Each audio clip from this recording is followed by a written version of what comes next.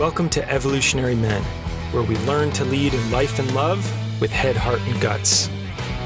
This is for men wanting to deepen their presence in the world, clarify their purpose, more easily connect with their power, and find ease in dating and relationships. I'm your host, Jason Lang. Let's get started.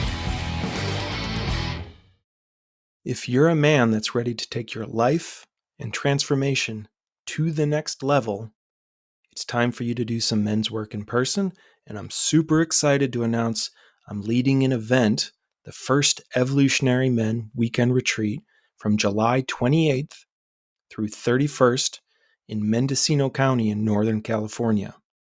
This is going to be a powerful weekend of men's work, growth, and transformation.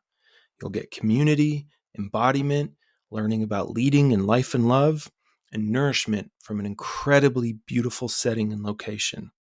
We'll be doing shadow work, presence work, and purpose work, and you're going to get to meet and connect with a lot of other kick-ass men to help you really discover what you're made of. If you're ready for more, to take the plunge and go on your own hero's journey, just head on over to evolutionary.men/retreat to find out more. Hope to meet you there. All right, and welcome back. So on today's episode, I want to explore one of the most common misconceptions that I tend to come across when working with guys, particularly around dating and relationships. And this is one we've probably all heard before. Women just want jerks, right? Why do women go after the jerks? I'm a nice guy, and yet I have these friends or women I know who just tend to go after guys who aren't so great and don't treat them so well. And I want to really dig into that today, because the truth is, I have never met a person, man, woman, that wanted to be with a jerk, right? That actually intentionally wanted to be with someone that treated them bad. But this does seem to happen a little bit, right? It is something we see, and that can drive a lot of men kind of crazy. So what's going on underneath that? And here's my hit. And I'm going to start first by explaining something incredibly useful I got from the philosopher Ken Wilber. It's called the pre-trans fallacy. And there's different ways he applies it, but essentially it comes down to, from a certain perspective, things that come before and things that come after that perspective are often very easily confused. Now, one example of this that goes around a lot in spiritual communities and anything around growth and transformation, right, are jokes that, my dog is so enlightened, or my baby's totally enlightened, right? This little Buddha baby. Now, are dogs or young babies absolutely serene and peaceful and full of life? Yes. Are they enlightened in the sense they've transcended self-consciousness? No, because they're not self-conscious yet. But on the outside, it can look very much the same. Now, another way to think of this that he talks about is just that pre-rational and post-rational tend to get confused a lot in the world, in culture, and in psychology, because what they both look like is not this one thing, right? That's kind of the similarity. They're not the rational. They're not the normal. They're not the same perspective. They're what's just before it, and they're what's just after it. So what does that have to do with this idea that women just want to date jerks? Well, if you've listened to the show before, I often talk about the stages of growth that the masculine or feminine inside of all of us, or even our relationships themselves, tend to move through. This comes from the work of David Data, who put his own kind of very basic developmental map on what he saw, right? What he witnessed. And in his model, tends to map to the pre-trans fallacy really well. So you have stage 1, which is the kind of most unevolved version of ourselves. So stage 1 masculine, stage 1 feminine, that tends to be identified with the exteriors. That's driven by impulse and survival and doesn't have a lot of self-consciousness in it, right? Now, stage 1 masculine tends to be where those guys, that kind of jerk energy actually comes from, right? It's not necessarily narcissistic, but it's a lot more driven by self. So stage 1 men, they often go for what they want. They think they inherently deserve it, right? They take. They're the ones that just go out and get the women they want, and treat the women however they want, without much regard for their partner's well-being or thoughts or inner world. Stage 1 also tends to be where, our worth as men is tied very closely to our status, the amount of money we have, and physical external objects. So how big is my car? How big is my gun? How shiny is my gold watch? Right? Stage 1 tends to identify more with that. It's kind of more of our animalistic side. Now, the thing about stage 1 masculine, like I said, is it is quite directional, right? It has and displays a type of leadership quality. There is polarity there. It's acting from impulse. Stage 1 masculine acts from impulse. Pretty much just selfish impulse, but it still acts from impulse. It does not, however, often attune or explore the inner world or be emotionally connected or think about the other person's well-being in quite the same ways. Now, stage 2 tends to be where a lot of people hang out these days. Stage 2 is, wow, I've evolved a little bit, and to be a functional human in society, I can't just act on impulse all the time. I have to be in relationship with whoever I'm with. And stage 2 is kind of where our higher order brain functioning comes online. We can attune, we can get connected to others. We want to be in a relationship of fairness and equality and an exchange. So there's like a back and forth. I'll do this for you. You can do this for me. We can talk about our feelings. I don't want it to just be about sex and getting my impulses met. Care about you as a human being. And that's where a lot of guys I tend to work with hang out. And it's actually a great thing. Being at stage 2 means you've actually evolved quite a bit. Your heart is really starting to come online. You have a capacity to explore and know your inner world. And you're sensitive. You care about the people you're with. And your desires don't overrule other people's desires. Now, then the third part of his model, you guessed it, is stage 3, which is after stage 2 and after stage 1. And now the way these stages work is they each kind of transcend and include the one before. So stage 2 has access to stage 1. Stage 3 has access to stage 2 and stage 1 before it. But how we relate to those energies inside of us becomes more complex and grows. So stage 3 is, okay, wow, yes, I have these impulses. You are also a human being who has your own needs and desires. And sometimes, for the sake of connection or leadership or love or consciousness or your well-being, I will take charge. I'll take the lead. I will drive, whether that's emotionally, sexually, relationally. I will kind of move things forward. But why I'm doing that changes, right? So in stage 1, it's just about self. In stage 3, it becomes about the well-being of us both, of our relationship, of my individual needs and your individual needs. And sometimes good leadership is taking care of someone else, taking charge, moving things forward, and having a clear sense of direction. Now, here's the thing. Why do women go for jerks? They don't go for jerks. However, from the outside, stage 1 masculine and stage 3 masculine look very similar, right?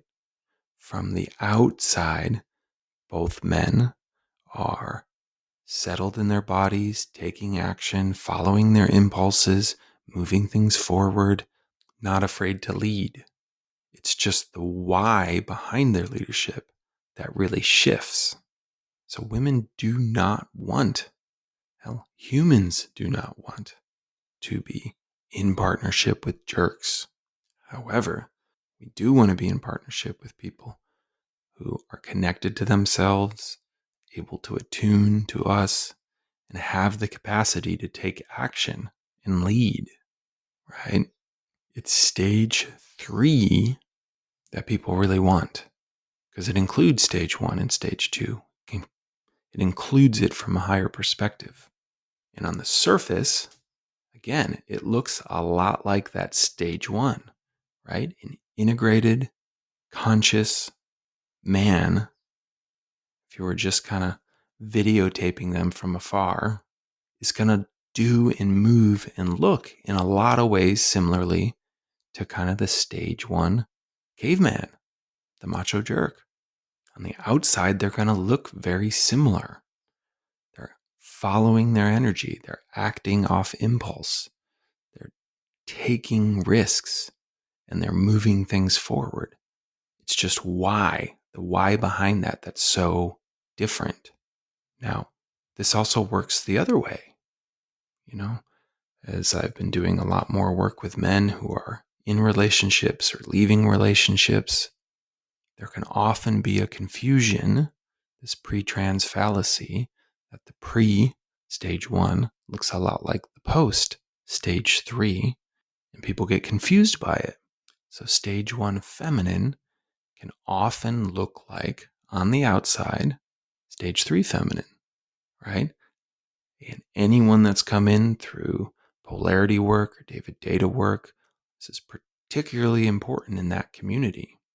In that body of work where I think this gets confused a lot. This idea of the feminine storm and emotional testing. It's an incredible insight and there's a lot of truth to it, but there's a huge difference between that coming from stage 1 and stage 3. And I've seen a lot of guys confuse the two depending on our own attachment wounding. Stage 1, unhealthy, feminine, will feel electric. And it'll be easy for us to confuse that with the range possible for an embodied practitioner to bring that stage 3 ability to feel deeply, be open, express a huge range of energy, and in different ways, surrender. Now, at stage 1, that energy is often anchored in self, literal selfishness, or sometimes narcissism, right? A woman's intuition or body or knowing, and it's about getting what I want and using my body, using my sexuality, using my relationships. Get those things. And sometimes, yes, from a man, from someone I'm dating, someone I'm in relationship with, which is different, a conscious, embodied, stage 3 feminine practitioner who, again, has access to displaying a range of energies and being expressive in her body, in her movement, in her communication. But in stage 3, it's not just about getting what she wants. All of that is moved and used in service of amplifying love, amplifying consciousness, serving the relationship itself. Now, again, it's tricky because on the outside, they can look really similar, right? A woman who hasn't done a lot of self-work yet, just like a man who hasn't done a lot of self-work yet at stage 1, has a certain energy to them that creates a polarity, right? Sometimes stage 1 feminine can't actually take care of themselves. And that creates a polarity for us as the masculine to step in and really take charge. But that's so different from the energy at stage 3 of, well, I've done my work, or I'm doing my work. I am healing myself. I am self-capable. I am self-directed. I do have agency. And because I can take care and lead myself, I don't need you to do it. However, I can consciously choose to surrender in that energy for the sake of our union.